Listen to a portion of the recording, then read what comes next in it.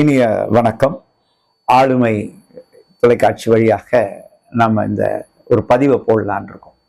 இந்த அரசியல் களம் சூடுபிடித்து இருக்கக்கூடிய ஒரு களமாக இருக்கிறது. நான் எந்த கட்சியை பற்றியும் நாங்கள் பேசவில்லை. ஆனால் ஒரு செய்தி, ஒரு நாட்டை ஆள்வது என்பது எப்படி அப்படின்னா, அந்த நாட்டுல முதலமைச்சரா வந்து உட்கார்றது மட்டும் அந்த நாட்டை ஆள்வது இல்லைங்க.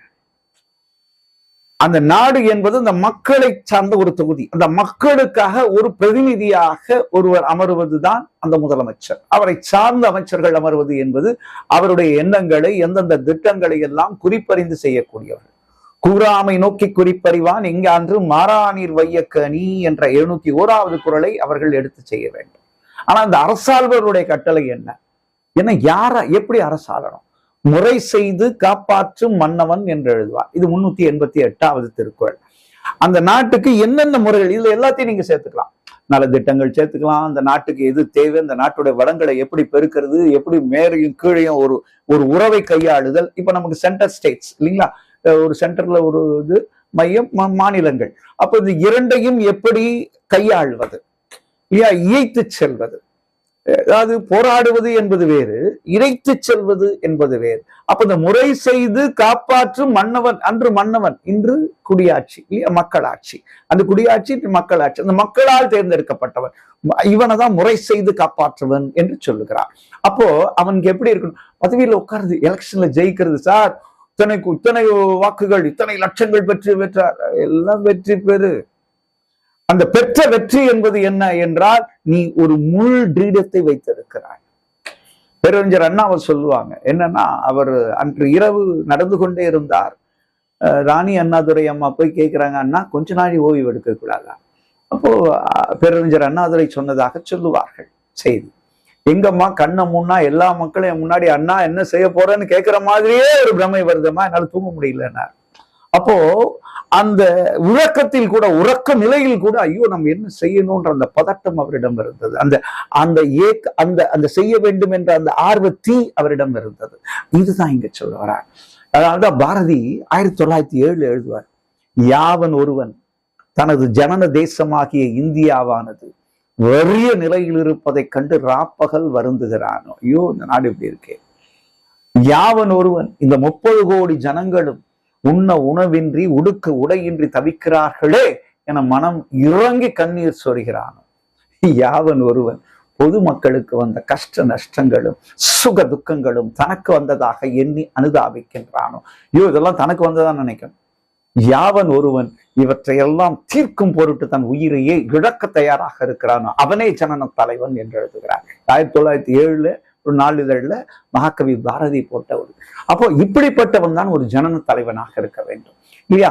அதாவது தன்னை பெருமைப்படுத்திக் கொள்ளுதல், தன்னை முன் நிறுத்துதல் ஒரு அரசனுக்கு இருக்கக்கூடாதுன்னு வள்ளுவர் அன்னைக்கு சொல்லுவார் 439. வியவர்க்க எங்கான்றும் தன்னை நயவர்க்க நன்றி பயவா வினை. உன்னை நீயே வியந்துக்காத, நன்மை தராத செயலை செய்யாது. உன்னை மக்கள் வியக்க வேண்டும், மக்கள் போற்ற வேண்டும், மக்கள் இயற்கையாக எடுத்து செல்ல வேண்டும். இந்த மக்கள்னா என்னன்னா, அதாவது இத்தனை பேர் தேர்ந்தெடுத்துட்டாங்கன்றதுக்காக அல்ல, ஒவ்வொரு மக்கள் மனதிலும் நீ குடியிருக்க வேண்டும். அவன் தானே ஒரு நல்ல அரசன் இல்லையா. Of the people, by the people, for the பீப்புள்ன்றார் அப்ரஹாம் லிங்கன். அதுதான் ஜனநாயகம் இல்லையா. அப்ப டெமோக்ரஸி என்றதை நீ தான் கொண்டு வரணும். ஒரு லீடர்ன்றவன் யார்? அந்த இடத்துக்கு போய் செய்யணும். Who leads the pack should be among the people. அவர் மக்களோடு மக்களாக சேர்ந்து செய்வன் தான். Live with the people, learn from them, go with the people, start with what they know, build with what they have. Once the task is accomplished, people will say themselves, we have done this success. லாட்சோன்றவ சொன்ன ஒரு அருமையான ஒரு சீன அறிஞர் சொன்னது. அப்ப மக்களுக்கு அந்த உணர்வை ஏற்படுத்துபவன் தலைவன். இதுதான் உணர்வு. ஒரு ஆட்சியில பிடிக்கிறதோ, இல்ல ஆட்சியில வந்து ஜெயிக்கிறதோ, இல்ல அவர் ஏமாத்துறதோ, இல்ல வஞ்சகம் பண்றதோ, இல்ல அதாவது சொற்கள் கூட ஒருத்தர் சாடுவது. இன்னைக்கு வலைப்பு இதுல எல்லாம் கேட்கும்போது ரொம்ப கெட்ட வார்த்தைகளை திட்டுவது, ஒருத்தர் அசிங்கப்படுத்துறது, விமர்சனங்களை கூட கேவலமா, நகையுள்ளும் இன்னாதி இகழ்ச்சி என்று எழுதலாம். 995வது குறள். விளையாட்டுல கூட அடுத்தவங்களை இகழ்ச்சியா பேசக்கூடாது. மாற்றாந்தோட்டத்து மல்லிகைக்கும் மனம் உண்டு என்றார் பேரறிஞர். இன்சொல் இனிதின்றல் காண்பான்னு 99ல வள்ளுவர் சொல்ல. நல்ல சொற்கள் இருக்கும்போது ஒருத்தர் விமர்சிக்கணும், விமர்சனம் பண்றது கூட அவர்களை புரிய வைக்கணுமே தவிர அவர்களை சொல்லி அழிக்கிறது இல்லைங்க. கெட்ட வார்த்தை. அப்பதான் மக்கள் கேட்கிறானா, அதை பார்த்தா லட்சக்கணக்கில் பார்க்கறான், மில்லியன் கணக்கில் பார்க்கறான் இவர் திட்டுறது. இப்போ அடுத்தவன் இவன் அசிங்கமா பேசல, யாரோ அசிங்கமா பேசுறத ரசிக்கக்கூடிய மனநிலைக்கு வந்துட்டோம். ஒருத்தனை பேசிய சாவ அறம்பாடி அடித்தல்னு அந்த காலத்துல சொல்லுவாங்க. ஒருத்தனை அசிங்கமா பேசி அவனை காலி பண்றது. இதெல்லாம் வள்ளுவத்தை படித்தவர்கள். ஏன்னா இது ஒரு தமிழ்நாடுன்னா நம்ம வள்ளுவத்தை உயர்த்தி பிடிக்கிறோம், தூக்கி பிடிக்கிறோம். தமிழருக்கு வள்ளுவ சிலை அங்கே இருக்கிறது, வள்ளுவர் கோட்டம் இங்கே இருக்கிறது. ஏன்னா வள்ளுவருக்காக செய்த அரசு இந்த தமிழக அரசு. அப்போ வள்ளுவருக்காக இன்று எல்லாத்தையும் நம்ம செய்யறோம். வள்ளுவ குறளை வாழ்வியலாக்கம் இல்லையா? அதுக்காக விட்டுக்கூடணும் வள்ளுவர் எங்கேயும் சொல்ல. வள்ளுவர் எல்லாத்தையும் என்ன செய்தாருன்னு எழுதின வள்ளுவர் ஒரு இடத்துல சொல்றார், ஈர்ங்கை விதிரார் கயவர் கொடியுடைக்கும் கூன் கையர் அல்லாதவர்க்குன்னு எழுதுறார். இது எங்கன்னு பாத்தீங்கன்னா கயமை என்ற அதிகாரத்திலே 1077வது குறள். சொல்ல பயன்படுவர் சான்றோர் கரும்பு போல் கொல்ல பயன்படும் கீழ் 1078 சொல்வார். இப்ப இங்க என்ன அப்படி கை உதற மாட்டான் ஈரகைய, அவனை போடுறான்றார். அப்ப தண்டனைகள் அந்த நாட்டுல இருக்கணும். தவறு செய்பவர்கள் கண்டிக்கப்பட வேண்டும். ஆனால் அந்த தவறு என்பது அவர்களை திருத்துவதாக இருக்க வேண்டும். சிறைக்கு சென்றவன் சின்ன ஒரு பிக் பாக்கெட்டுக்கு போயிட்டு அவன் ஒரு பெரிய தாதாவாயி வெளியே வரக்கூடாது. இந்த பிக் பாக்கெட்டை மறக்கிற மாதிரி சிறை சீர்திருத்தங்கள் இருக்கக்கூடாது. அது வெறும் பேப்பர்ல இருக்கக்கூடாது. இன்னைக்கு என்னென்ன பெரிய விஷயங்கள் எல்லாமே பேப்பர் எழுதுகோள் அப்படி எழுதி ஒரு லெட்டர்ல தான் இருக்கு. அது இன்ஸ்பிரிட்னு சொல்லுவாங்க. வாழ்க்கை அது வாழ்க்கையாக்கும். ஒவ்வொரு மனிதனும் தன்னை போல் ஒரு ஆள்பவன் நினைக்க வேண்டும். அதுல லஞ்சம் ஊழல் என்பது எத்தனையோ கோடி சேர்க்கிறோம். எதை எடுத்துட்டு போறோம் சார்? மக்கள் மனங்களில் நிற்பவர் யாருன்னு ஒரு வார்த்தை வந்தது இல்லையா அந்த பாட்டுல? மக்கள் மனங்கள்ல நிக்கிறவங்க யார்? நான் இவரை மாதிரி இரு அவரை மாதிரி இருலாம் நம்ம பேச வேண்டாம். நாம மாதிரிதான் இருக்கணும். ஆனா நாம அவங்க கிட்ட இருந்து கத்துக்கணும்.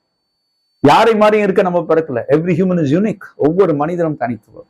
அந்த தனித்துவத்திலே அவன் திகழ வேண்டும். நான் காந்தி மாதிரி இரு, காமராஜர் மாதிரி இதெல்லாம் நான் சொல்லல. அவரிடம் கற்றுக்கொள்வோம், பெற்றுக்கொள்வோம், அதில் நம்மை உயர்த்தி கொள்வோம். அப்பதான் உன்னுடைய பெயர் உலக உள்ளங்களிலே வாசிக்கப்படும், வரலாற்றிலே நீ இடம் பிடிப்பாய். இவர் கோடியா சேர்த்தவர்ன்றதை விட கோடி மக்கள் மனங்களிலே வாழ்ந்தவர் என்ற பெயர் வரலாற்றிலே நிலைக்கும். அதனால அரசாட்சியிலே வருபவர்கள் யார் ஆள்கிறோம் இல்லை, மக்களுக்கு யார் நன்மை செய்கிறோம் என்பதிலே போட்டி இருக்க வேண்டும். நான் எத்தனை காலம் ஆண்டேன் அது வேண்டாம். எத்தனை பேர் என்னை நிறைவாக எண்ணினார்கள் என்ற அந்த ஒரு உயர்நிலை எண்ணம் நமக்கு வேண்டும். அதுதான் வள்ளுவர் இதுக்காக அதிகாரங்களை வகுத்தார். மக்கள் நலத்துக்காக இறைமாட்சி என்ற அதிகாரம் வச்சார். லஞ்சம் இருக்கக்கூடாதுன்னு வினை தூய்மை என்ற அதிகாரம் வச்சார். அதுல சொல்றார், சலத்தால் பொருள் செய்தே மாத்தல், வஞ்சனையால் நீ சேர்த்த செல்வம் சுடாத சட்டியிலே வைத்த தண்ணி போல போயிடும். 660 சொல்றார். மக்களுக்கு முடியாதுன்றது ஒண்ணு கிடையாது. அருமை உடைத்தென்று அசவாமை வேணும். 611 எழுதிக்கோங்கன்னார். தூதுன்ற ஒரு அதிகாரம் யாரை வச்சுக்கணும்னு பக்கத்துல 69 அதிகாரம். மன்னரை சேர்ந்தவர்கள்னு 70 வச்சார். இன்னைக்கு இருக்கிற IAS ஆபீசர்ஸ் எல்லாம் அதை எடுத்து படிக்கலாம். எப்படி ஒரு அரசாள்பவரிடத்தே அவர்கள் உறவுகளை பேண வேண்டும் என்பதை பற்றி மிக அழகாக சொல்லப்பட்ட குறள். குறிப்பறிதல்னு வச்சார், அது எல்லாருக்குமே பயன்படும். இல்லறம்னு வச்சாரு, இதை சொல்லலாம். இன்னைக்கு மக்கள் மாணவர்கள் இதை பண்றாங்க. இந்த ஆட்சி வந்ததுனால்தான் நிறைய கஞ்சா வந்துருச்சு, இந்த ஆட்சி வந்ததுனால்தான் குடி வந்துருச்சு. சரி, இப்ப குடி கடையெல்லாம் மூடிடுவோம், நோ டாஸ்மாக். மக்கள் திருந்து விட்டார்களா? அடுத்த கேள்வி நம்ம வருது. அதான் டாஸ்மாக் வைங்கன்னு நான் சொல்லல, எடுத்துட்டா செய்வாங்களா? அவன் எதையோ குடிச்சு சாவறான். கொரோனா காலத்துல வார்னிஷ் குடிச்சு செத்தவன்லாம் இருக்கிறான். ஏன்னா அதை விட முடியல. அப்ப நம்ம என்ன பண்ணணும்? மனப்பான்மையை மாற்றணும். மனப்பான்மையை மாத்தாம நீங்க எந்த மாற்றங்களை கொண்டு வந்தாலும் எந்த மாற்றமும் சும்மா பேருக்கு ஓட்டு வாங்கிறதுக்கு பேசலாம். ஆனா உண்மை என்ன என்றால் மாற்ற வேண்டும். மக்கள் மனங்கள் பண்பட வேண்டும். Attitude should be changed. The greatest discovery of my generation is that human beings can alter their life by altering their attitude of mind. ஒரு மிகப்பெரிய உளவியல் அறிஞர் வில்லியம் ஜோன்ஸ். மக்கள் மனங்கள் மனப்பான்மை மாறாமல் எந்த ஒரு வியத்தகு மாற்றமும் அங்கே நிகழாது.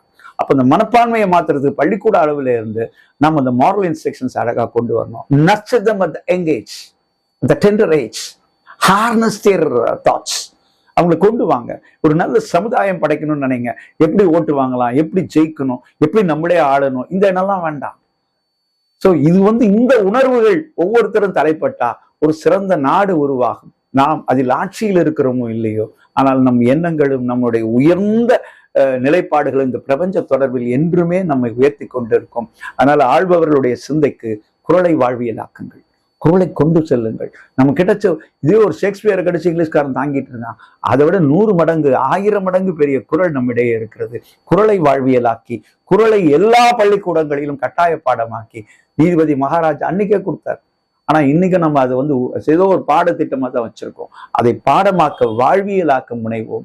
அதற்குண்டான இதை ஒவ்வொரு ஆட்சியாளரும் செய்தால் நன்மை பயக்கும் என்ற ஆளுமை வலைத்தளம் மூலமாக இந்த உலக மக்களுக்கு தெரிவிக்கிறோம். வாய்ப்பிற்கு நன்றி.